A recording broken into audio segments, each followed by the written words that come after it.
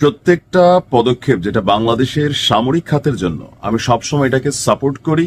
যদি মনে হয় যে এখানে প্রবাসী হিসাবে আমাদেরও কোন রকম সহযোগিতা দরকার, দুই হাত খুলে আমরা সাপোর্ট করবার ডক্টর ইউনূসকে বলে যাব, স্যার আপনার তো টাকা পয়সা মাল পানি ভালোই আছে, আবার এই সরকারে থাকার সময় অনেক কিছু কিন্তু আপনি রাষ্ট্রীয় ট্যাক্স টক্সও মাফ করছেন, অনেক প্রতিষ্ঠানের লাইসেন্সও নিছেন।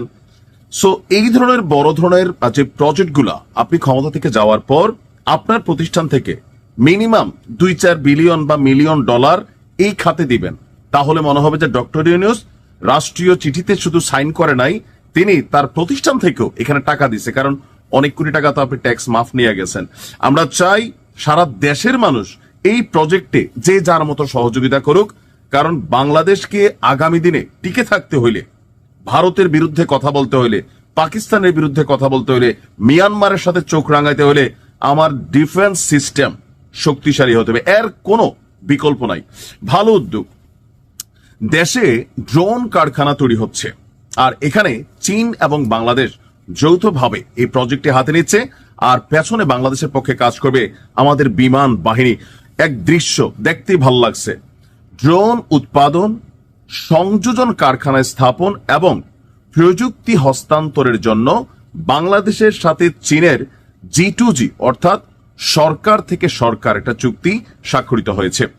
গতকালকে ঢাকায় বিমান বাহিনীর সদর দপ্তরে বাংলাদেশ বিমান বাহিনী এবং চায়না ইলেকট্রনিক্স টেকনোলজি যে গ্রুপ অফ কর্পোরেশন আছে তাদের মধ্যে এই চুক্তিটি স্বাক্ষরিত হয়েছে।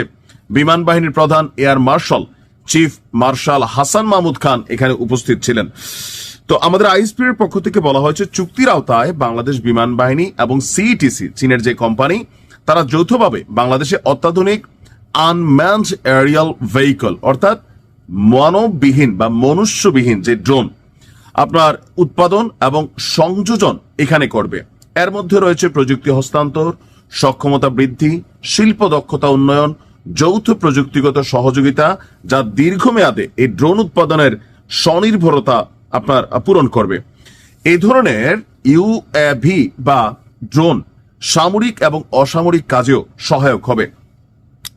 বাংলাদেশ বিমান বাহিনী প্রাথমিকভাবে বিভিন্ন ধরনের মাঝারি উচ্চতার দীর্ঘ সময়ে উড্ডয়নের সক্ষম ইউএভি এবং উলম্বভাবে উড্ডয়ন ও অবতরণের সক্ষম ইউএভি উৎপাদন এবং সংযোজনের সক্ষমতা অর্জন করবে।